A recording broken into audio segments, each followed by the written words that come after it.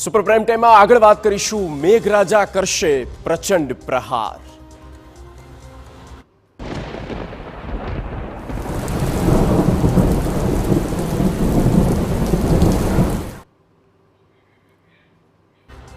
તો મેઘરાજા કરવા જઈ રહ્યા છે પ્રચંડ પ્રહાર। જી હા, ગુજરાતમાં મેઘરાજા જબરદસ્ત રીતે વરસવાના છે અને તેની શરૂઆત થવાની છે આવતીકાલથી, એટલે કે 25 તારીખે સમગ્ર ગુજરાતમાં આમ તો ભારેથી અતિ ભારે વરસાદ થવાનો છે, પણ સૌથી વધારે હોય તો તે છે ઉત્તર ગુજરાત અને મધ્ય ગુજરાત, કારણ કે એક સાથે 3 સિસ્ટમ જ્યારે સક્રિય થાય છે અને રાજસ્થાનથી એ સિસ્ટમ જ્યારે ગુજરાત તરફ આવતી હોય ત્યારે સ્વાભાવિક કે ઉત્તર ગુજરાત અને મધ્ય ગુજરાત વધારે ગમરોળાય। 26 જુલાઈની વાત કરવામાં આવે તો 26 જુલાઈએ પણ ભારેથી અતિ ભારે વરસાદ રહેવાનો છે। આગામી 7 દિવસ માટે આ આગાહી આપવામાં આવી છે। 7 દિવસ ભારે રહેવાના છે ગુજરાતમાં।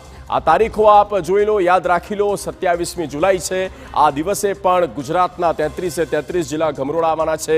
28મી તારીખ પણ આમાં સમાવેશ, અને એ 7 દિવસ એટલે કે આવતીકાલથી ગણીને તમે 7 દિવસ જોઈ લો। આ 7 દિવસ દરમિયાન ગુજરાતના માથે આ સંકટ છે, અને તેમાં ઉત્તર ગુજરાતના તમે હોવ કે પછી મધ્ય ગુજરાત એટલે ગાંધીનગર કે અમદાવાદના હોવ તો ધ્યાન રાખવાની જરૂર છે, થોડું સાવધાની રાખવાની પણ જરૂર છે, કારણ કે અતિ ભારેથી અતિ ભારે heavy two heavy extreme rainfall થઈ શકે છે। 31 જુલાઈ સુધીની આ આગાહી જે છે તે આપવામાં આવી છે, એટલે કે આ એક અઠવાડિયું જે છે તે દરમિયાન ગુજરાતના 33 જિલ્લામાં ભારે વરસાદ થવાનો છે, અને આગામી એ જ 7 દિવસ ભારે વરસાદ થઈ શકે।